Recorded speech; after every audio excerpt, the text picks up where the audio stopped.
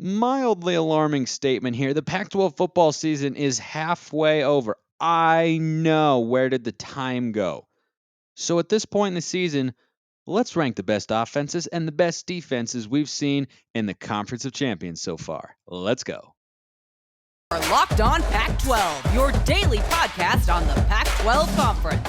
It's the Locked On Podcast Network, your team every day.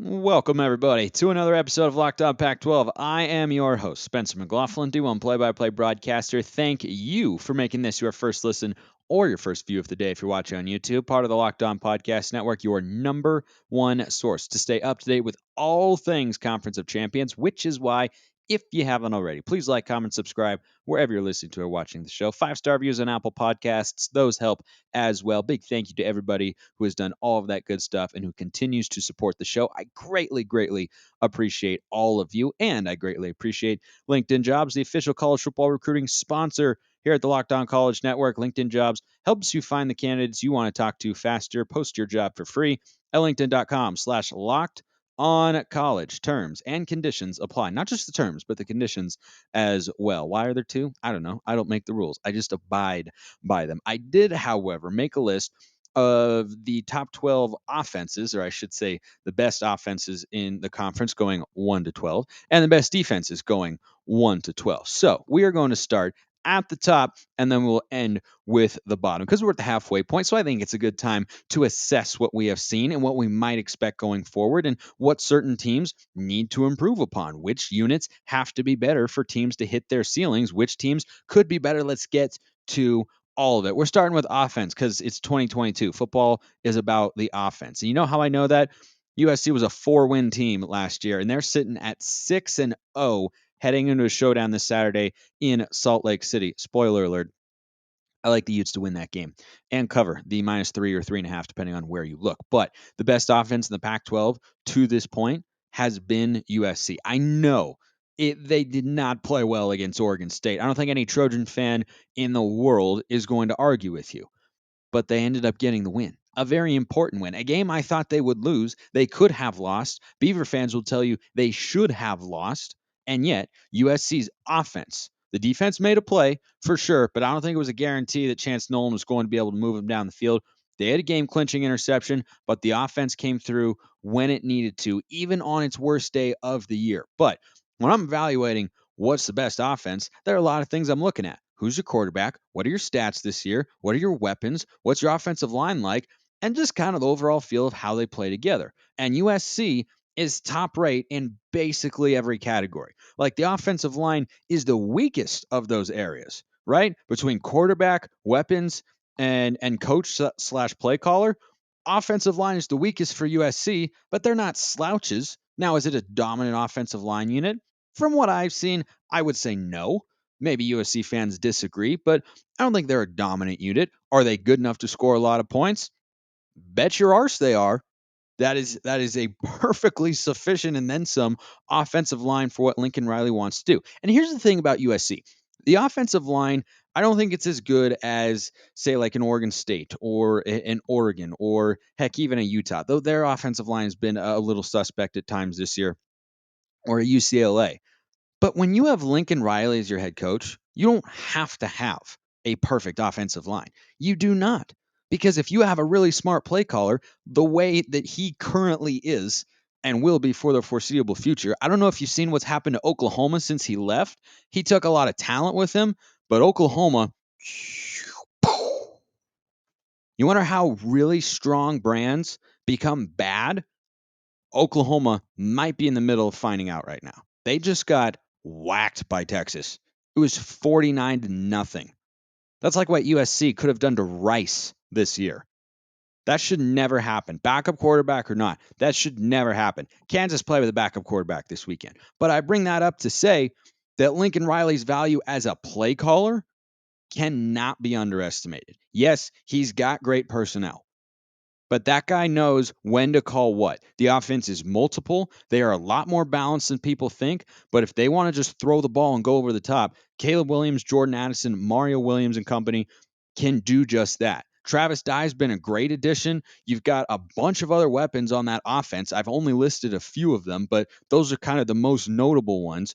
And when I watch USC play, I say that's an explosive lineup of weapons. You've got a top tier quarterback. The offensive line is good enough for what you're doing, clearly. And you've got the best play caller in the conference. So the number one offense that I've seen so far, yeah, it goes to USC. Number two, the other school in UCLA, the other school in Los Angeles, which is UCLA.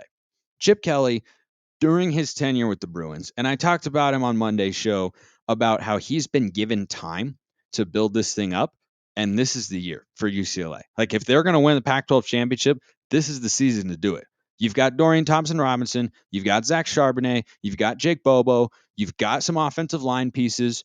The new defensive coordinator they've got, Bill McGovern, looks to be a solid hire, doing some good things on that side of the ball. But that's the side that they've always needed to improve upon, right?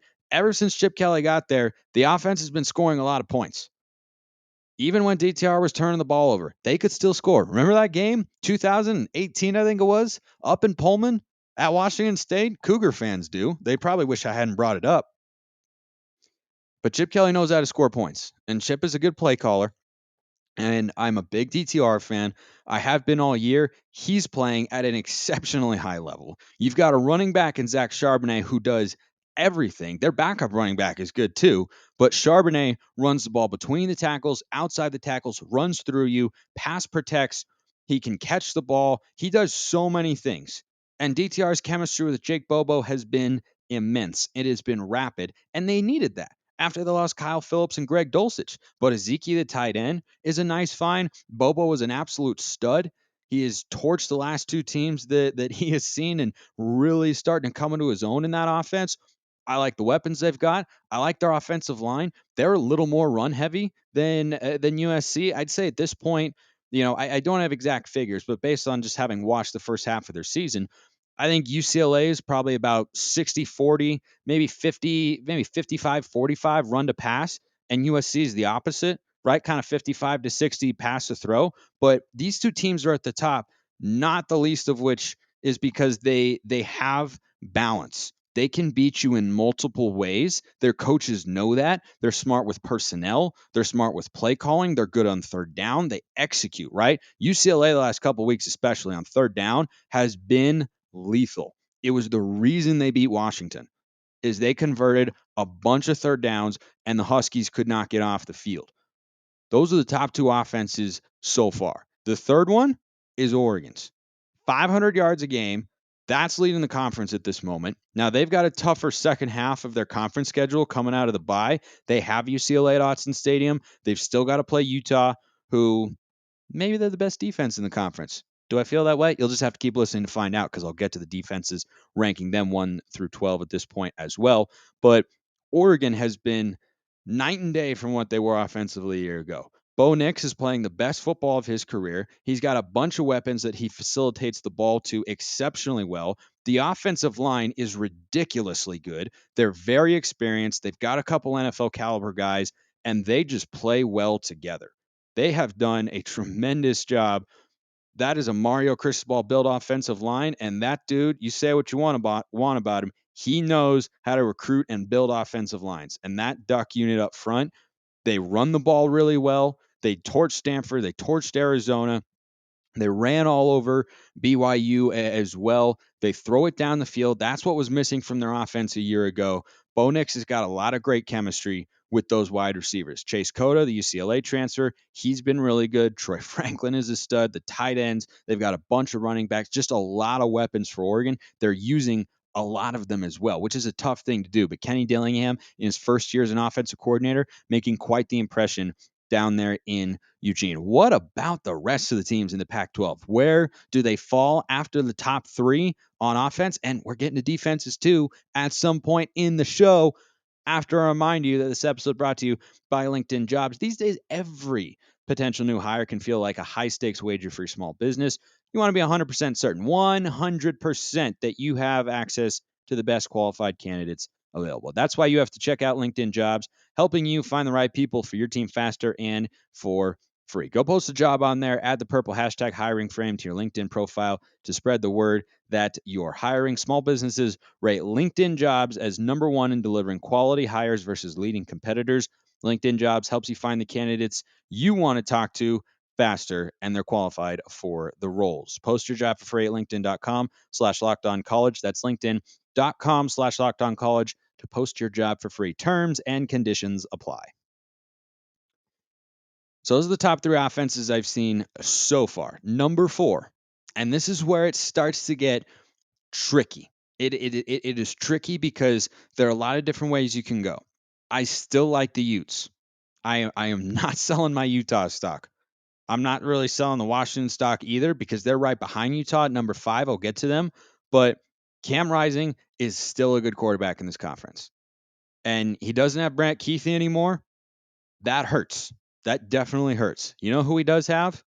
His 2 legs and the legs of Tavion Thomas as well. That's a dynamic backfield that can run the football. And the offensive line has been a little hit and miss this year, right? That's the vibe I've got from Utes fans is it hasn't been terrible, right? They've still put up some pretty impressive stats this season, but they can continue to improve. And if that offensive line starts to become the Sorny unit we've become accustomed to seeing from Kyle Whittingham teams, then they're only going to get better. But even without Brant Keithy, they've got Dalton Kincaid, who's a great tight end.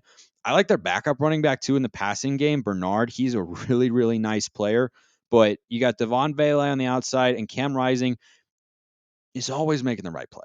Like when you watch Cam Rising, does he ever throw a football and you go, "Oh, Cam, what were you doing?" It's one of the things I like most about him. He plays like a veteran, experienced quarterback, and I think he's going to help lead Utah to their biggest win of the season this Saturday against USC. They get there at number 4. Now, Washington is at number 5. I think the Huskies' passing attack and the weapons they have on the perimeter are superior to what Utah has. However, I still like Cam Rising more than Michael Penix, and Penix has surprised me. Even though he's fallen back the last couple of weeks, I think he'll get back into the groove, or at least closer to it, that we saw for the first month of the season. But Utah is a team that can run the ball better than Washington, though the Huskies did run for 5 touchdowns. They're still primarily an air focused attack, and that's what Kalen DeBoer wants to do. I like Washington's receivers a lot more than Utah's, but I trust the consistency of the Utes offense, particularly with their ability to run the football, because like just a little more than Washington's. I think the Huskies are more explosive in the passing game on the perimeter. I think that's unquestionable. But if you're talking about an offense that I'm going to trust more on a week to week basis, I'm going with Utah because they have just a little bit more balance. But still, Kalen DeBoer's done a really good job. That offense was pretty bad a year ago. And I don't have to remind Washington fans of that. They know, but it has taken a massive leap forward. And I think their passing game's a little above where the Utes are at. But I think overall, I give the edge to Utah. But Washington comes in with the 5th best offense. Number 6, how about the Arizona Wildcats? Can they run the football a lot? No. They did break a big run against Oregon, who has the best rush defense in the Pac-12 through the midway point here in the season so far, at least statistically.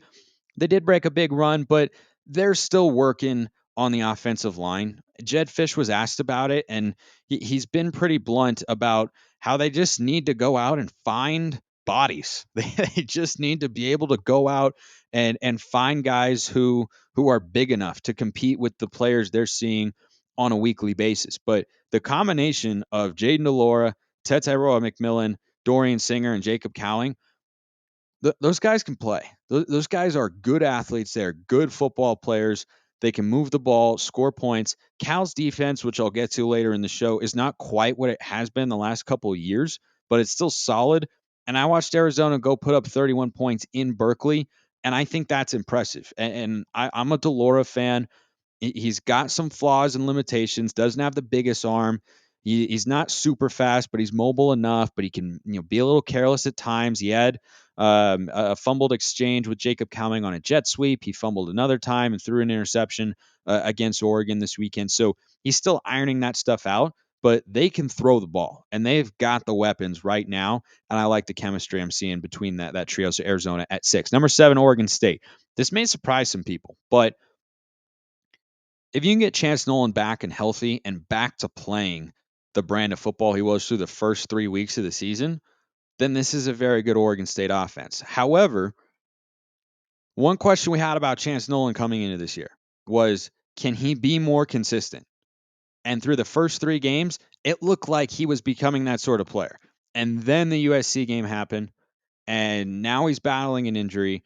And the Utah game also happened when he threw multiple interceptions, one of which was returned back for a touchdown by probably the best defensive player in the conference in Clark Phillips.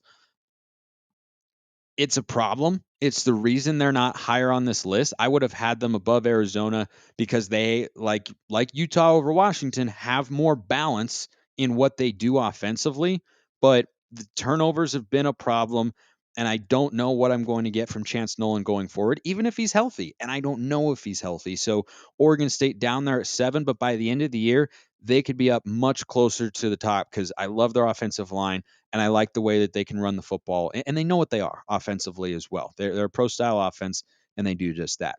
I've got them one slot ahead of their opponent this week offensively, Washington State. They're still waiting to find a total groove. They only had 14 points against USC, whose defense continues to get better on a weekly basis. But Cam Ward, much like Chance Nolan, has had the turnover bug this year, and it's held them back. Now, are they capable of going up this list by the end of the year? Yes, but you have a first-time play caller at the Power 5 level in Eric Morris. At least I don't think he's had a Power 5 job before. He was the head coach at Incarnate Ward, and he and Cam Ward are making that adjustment, making that leap together. And so far, there have been spurts, but the consistency has not been there, so I have them at 8. Arizona State at 9. They put up 38 points. Defense had a touchdown to get to 45 against Washington. The Huskies' defense is not where they would like it to be right now. The secondary is banged up, and they just have not been able to cover guys consistently and get off the field. Like I was mentioning about that game at UCLA for Washington.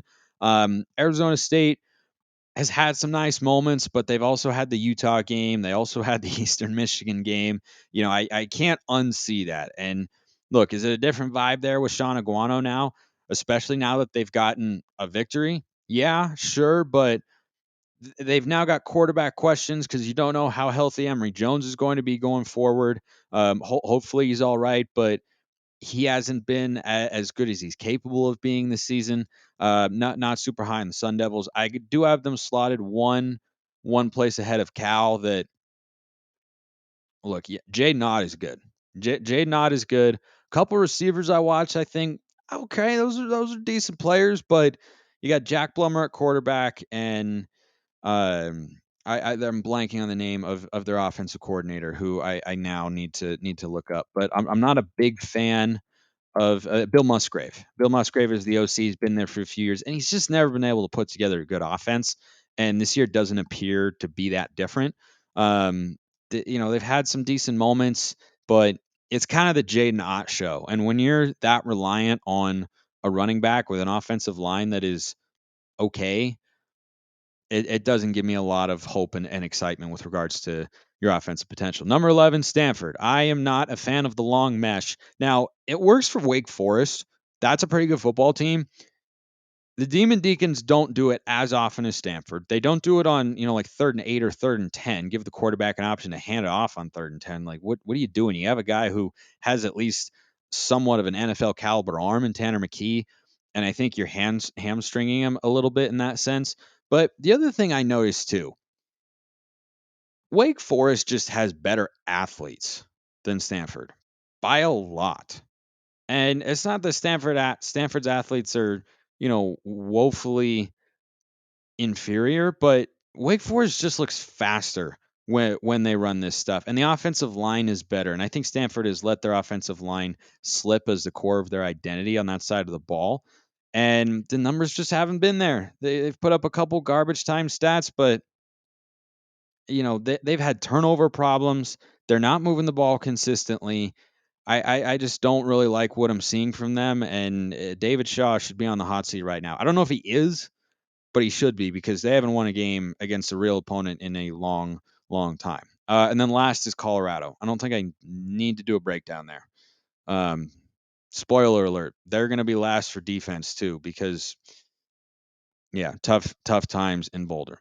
Speaking of the defense, where do those rank 1 through 12 at the midway point in the season? I'll tell you after I remind you that if you haven't tried Built Bar Puffs, you are depriving yourself of one of life's greatest joys. They are truly fantastic. I keep them in my golf bag at all times when I'm out on the course to keep me going because they've got 160 calories and a whopping 15 grams of protein. Their newest flavor is the cookie dough chunk puff. Real chunks of cookie dough, 100% real chocolate, a light, fluffy, chewy, delicious tasting flavor that you will absolutely love, which is why you've got to go get yours. What's great about Built Bars is that all their bars are made with collagen protein, which your body absorbs more efficiently and provides tons of health benefits. So go get your cookie dough chunk puff bars today. Go to built.com, use promo code LOCKEDON15, all caps, one word, and get 15% off your order. Promo code LOCKEDON15 for 15% off at built.com.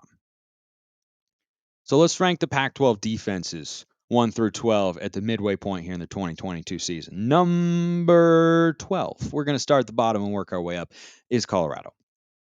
Yeah, no analysis really needed there. I'm sorry, Buff fans. I try to give you as much coverage as I can here on the show, but I mean, what is there to say at this point? You're down to your third quarterback. The defense can't stop anybody. I just don't. Yeah, tough times. Got rid of Carl Durrell. That was the right move, and I think that you just got to be looking ahead, thinking of the future, and go hire Paul Chryst. Number 11, Arizona.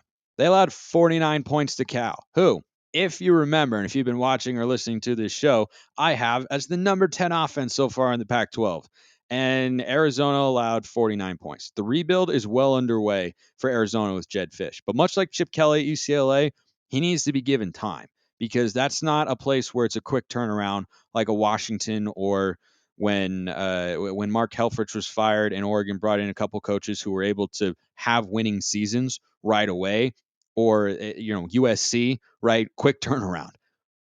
Arizona is not that sort of job. The rebuild is underway. The offense is coming along. I like where they're at, but defensively, they can't stop the run. Over 300 yards allowed to Oregon on the ground this week. Jaden Ott and Cal also ran for over 300. Ott himself went for 274. Like, it's just they don't have the bodies over there, don't have the cohesion, the system.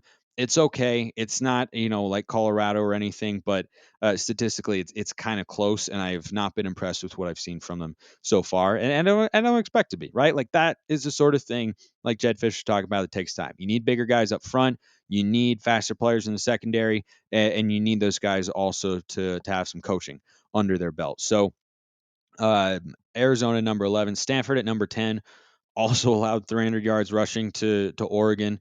The Ducks offense has been quite good, but no matter how much your defense is struggling, you should never allow 300 rushing yards in a game. That's just major red flag. And that USC Stanford game is well indicative of what I'm talking about. Travis Dye ran the ball pretty well in that game, but USC, yeah, they have the best offense in the Pac-12 so far, but there was no resistance until the second half from Stanford. But by that point, it was too late, and they just look kind of flat, honestly. When I watch the Cardinal play on the defense side of the ball, they look flat and like they're just not ready. They've got some players up front and they've got Caillou Blue Kelly, but literally everyone else, their linebackers really look like they're struggling this season, and you can run on the Cardinal pretty easily. Thought Oregon State would do that more over the weekend. They did not. But Stanford at number 10, Arizona State at number 9. Again, they have had a moment here or there, but I just watch them and go, yeah, it's not very good. USC scored 42 points and Washington scored 38 at home. And yeah, the Huskies are a good offense, but if you want to be higher on this defensive ranking list as a unit, you got to be able to play well against the good teams at Pac-12. And Arizona State, won in a shootout. Their offense deserves credit, but that was more about, I think, one unlucky play. Michael Penix throwing the ball off the back of his helmet or back of the helmet of one of his own offensive linemen. There we go. I got it out. And it went the other way for a pick six. I think if that play doesn't happen, we're talking about how Washington escaped and can build on that momentum of a W going forward. But nevertheless, here we are, Huskies at 4-2, and their defense comes in at number 8, and you just shouldn't allow 38 points as a unit to Arizona State. Now, they're not completely void of talent, the Sun Devils, but if you're Washington, you score 38 points in a conference game, that's got to be enough to win. And the defense played a tough team the week prior in UCLA, who's playing really, really good football, as we all know. And I'm not expecting you to make every play, but there have just been too many times where this Washington secondary is getting beat, and they're getting beat so fast that the front seven that still has some players like Zion Tupuola-Fatui, I might have butchered that name. I apologize. They don't even have time to get to the quarterback because the ball's coming out fast and the receivers are open. Like I just have not like they lost 2 NFL caliber players. That was one of my concerns with them coming into the year. Is like those aren't just NFL players. That's a first and second round pick. I thought the defense would take a step back, but their injuries have just been too pronounced lately. So right now, based on what I've seen and their inability to get off the field on third down, I've got Washington's defense at 8, but I think that's a candidate to rise over the second half of the season. I really, really do, because they've got some bodies over there where you can't just run on them for 250, 300 yards like in Arizona, Stanford, or Colorado, right? Like that's not going to happen. Their issues are tackling in the secondary and covering in the secondary. But I think those are things that are correctable if you can get a couple guys back and healthy. Number 7 is Cal. Now, Cal is usually higher on this list, and they did play pretty well against Washington State on the road. So maybe I'm undervaluing them a touch, but I think it's a solid defensive unit. But usually Cal, when I watch them, I think, man, that's a really good defense. And this year I watch them and I think that's a good defense. It's pretty well coached, but they haven't wowed me to this point the way that they have in the past with Justin Wilcox as the head coach. And we'll see what they're able to do this week against Colorado on the road. I think that's an opportunity. Bears favored by 14.5 in Boulder. Like I was saying, tough times for Colorado right now. But Cal and Washington both. I'll do this again at the end of the year, maybe going in a bowl season or something. Cal and Washington, I think those defenses are primed to move up this list. Not guaranteeing they will, but I think those are strong candidates to just go shooting up the rankings in this sense. Number 6, I've got Oregon. They have the best rush defense in the Pac-12. However, you can throw on them. Their number 2 corner slot, occupied right now by Triquez Bridges, has been kind of a revolving door. It's been exploitable. Their safeties are really big bodied guys, so they don't have a roamer, like a true roamer on the back end of the defense. So when receivers go over the top, they don't tend to have a lot of safety help. So that's a weakness there, but they get themselves in the middle, even though their passing numbers statistically are kind of middle in the conference and the rushing defense at the top. But on third downs and defending the pass, Oregon has been vulnerable this year. So another team that could go up as the year goes on, but I suspect they'll kind of be hanging around in the middle there if we do this again in a couple months. So Oregon at 6, right above them, Oregon State. I like Oregon's front 7 more, but it's the age of passing, and you got to have a great secondary, and I love Oregon State secondary. And who's the only team to hold USC under, I believe, 40 points this year? Well, no, Washington State held them to 30. So who's the only team to hold them under 30? Yeah, that would be Oregon State. That's not an accident. That secondary is good. The fact that they did that against the best receiving core in the conference is really impressive. And I continue to like what I see from Oregon State in the defensive secondary.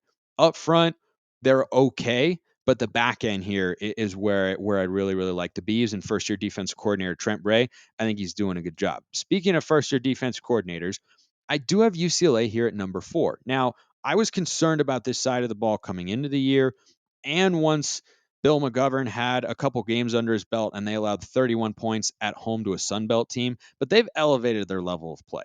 And they allowed 32 points to both Washington and Utah, both of whom needed to score points late, kind of in garbage time to get themselves back into it or try to make a late push. That sort of stuff matters. And when I watch UCLA, they are tough to run the football on. That's going to be a great thing to watch in that game against Oregon in Eugene next week.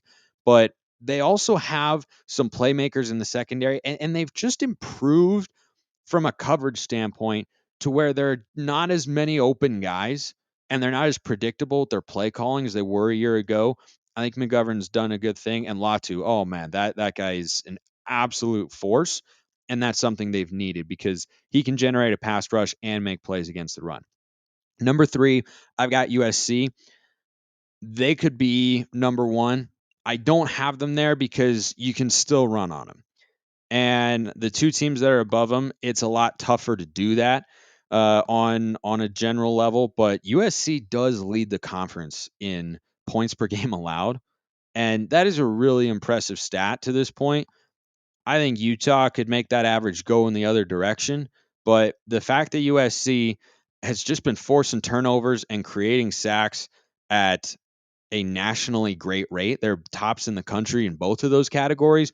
That's really impressive. And that unit I mean, if they were to just become solid against the run, that'd be a really good defense because you can't look at it any other way. You talk about the offense a lot, but you can't overlook what the defense is doing. And I think that showing against Washington State, where they didn't create 4 or 5 turnovers or something to hold the opponent to just 14 points, I think that's a big step in the right direction. Number 2 is that Washington State defense. Yes, USC got to 30 points, but they had to work for it. And yeah, Oregon got to 44 points, but that was with a pick six, and they had to work for it late. And they are fast, they are physical, they create havoc plays. Dickert has instilled that as the identity of the team, and I really like that Washington State defense. They fly around, man. They fly around and they play hard. They play really hard. And if Oregon State's not careful, they could turn the ball over 3 times this week at home in Corvallis. That is 100% possible. And the best defense, I'm still riding with the Utes. If not only because, and this is going to be tested, right? This will 100% be tested. If I'm wrong, then I'll come on here and eat crow. But I think that Utah defense is going to have its best game of the year, led by the best defensive player in the conference. That's Clark Phillips. That guy is so good. And sign me up for as much Clark Phillips against Jordan Addison content as we can possibly get on Saturday. Kyle Whittingham, Lincoln Riley, make it happen. So once again, offenses 1 to 12. USC, UCLA, Oregon, Utah, Washington, Arizona, Oregon State, Washington State, Arizona State, Cal, Stanford, Colorado. Defenses 1 to 12. Utah, Washington State, USC, UCLA, Oregon State, Oregon, Cal, Washington, Arizona State, Stanford, Arizona, and Colorado. Those are your halfway rankings for the units for every team. Appreciate everyone listening. See you next time. Have a wonderful rest of your day.